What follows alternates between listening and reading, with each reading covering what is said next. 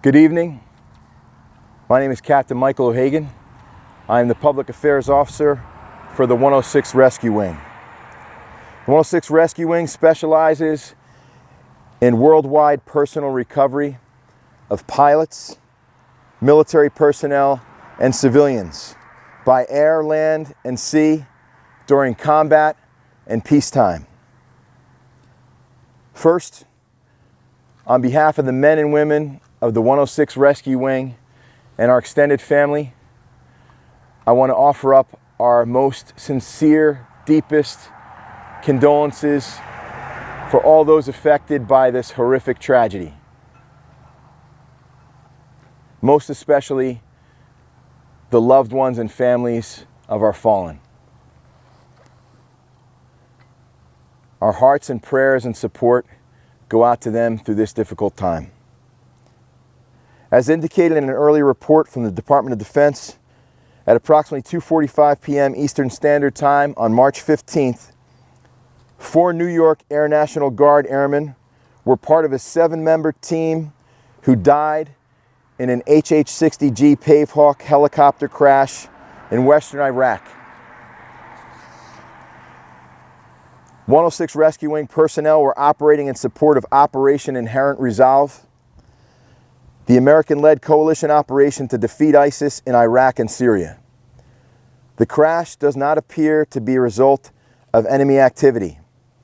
The crash is still under investigation, so please understand details cannot be released at this time.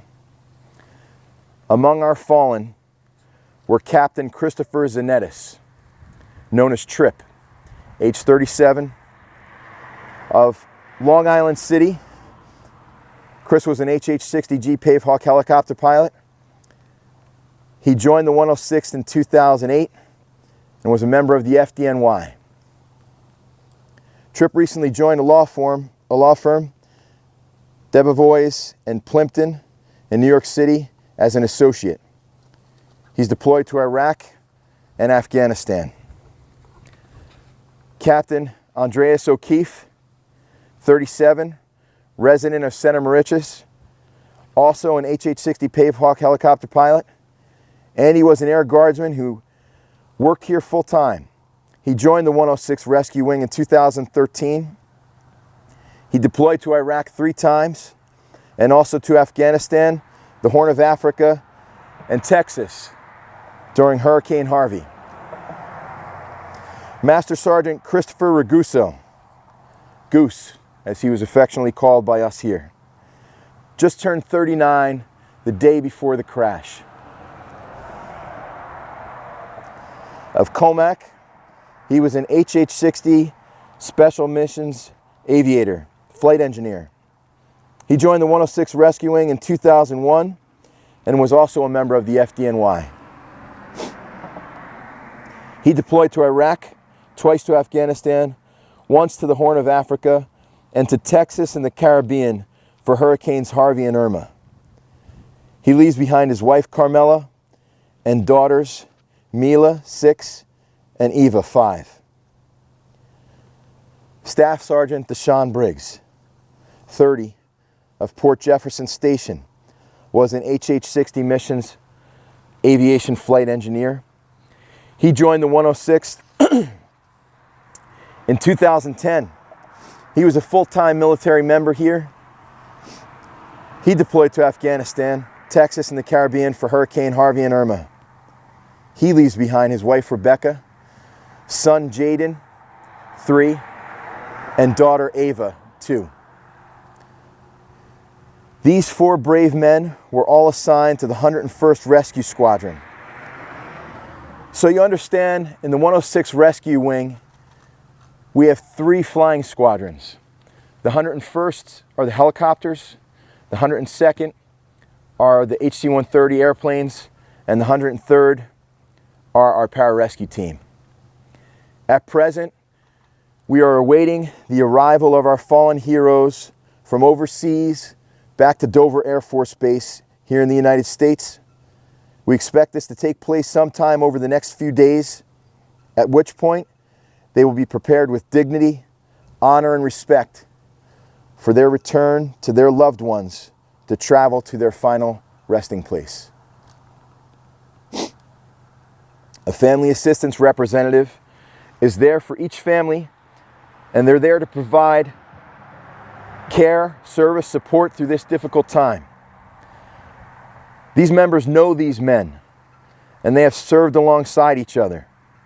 We have a team of professionals dedicated to helping loved ones through this entire process, and our wing is dedicated to offer the highest honors we can as we put our heroes to rest with full military burial, as desired by the families, as they wish.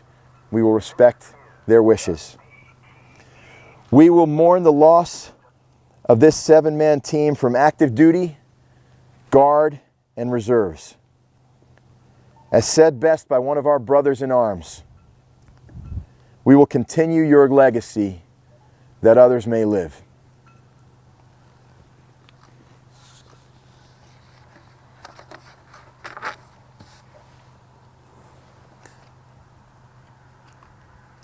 Now, if you have any questions, I'll try my best to provide any answers or insight that I might be able to provide under the current conditions. So thank you so much for coming out. Thank you to our community that we serve in for the support. Has been overwhelming, and we are so incredibly grateful for all those who have offered words of kindness and support to the families. This is where we live and serve, and our hearts are broken. And if you have any questions, I do my best to answer. Can you give a sense of when they had been expected to come back prior to this accident? Sir, yes, so basically the way that works out is, at present, we are unable to release any operational details as to the security of folks that we have serving. We don't want to put on any details that could put folks in harm's way. Will there be a memorial service here? So the way this works is the members are transported back to the United States, to Dover Air Force Base. And as each family wishes, we will do our best to honor and respect the wishes of the family. And some members will be traveling back here to Long Island, where others may not. That's still up in the air, so we're awaiting the final decision of the families on some of those issues.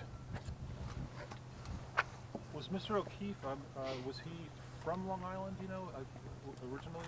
I know he lived in Sonoma Riches now. But... I do not know if Andy was from Long Island originally. I'm not sure. Same as yourself.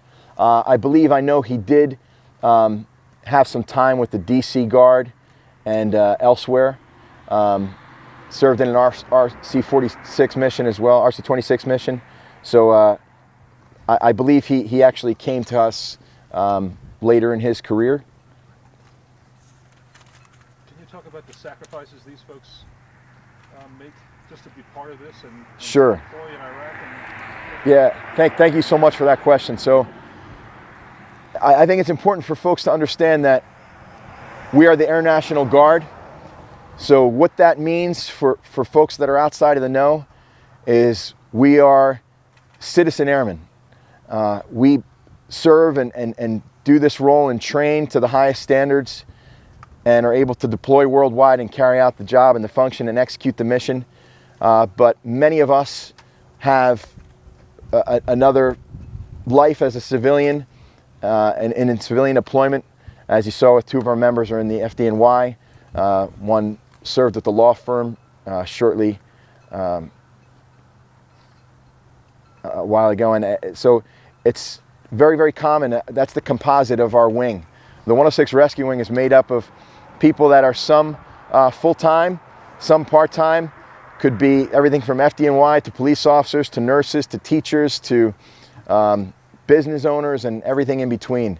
So it is a very unique situation in that all that experience from the outside world is brought to bear and helps make our wing better in carrying out the mission. So whatever they do in uniform, they may have a whole different skill set that comes to, you know, help out in what we do as we go out there and do our jobs around the world.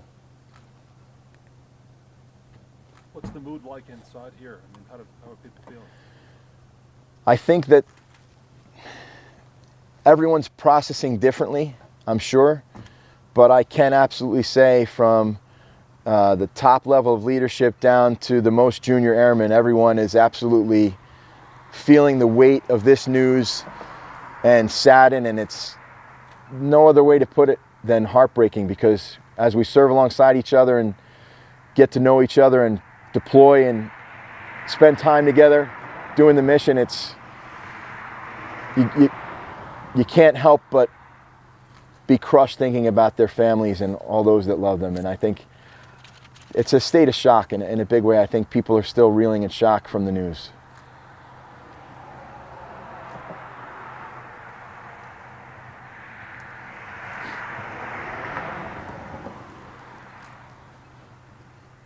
Does anyone else have any questions? Thanks, Dad. Thank you. Thank you again so much. I really appreciate the support and helping spread the word of these heroes and letting people know exactly what happened here. That's one thing that obviously, you know, we're very glad to have, is the ability to kind of keep their legacy alive and tell their story. So thank you for that.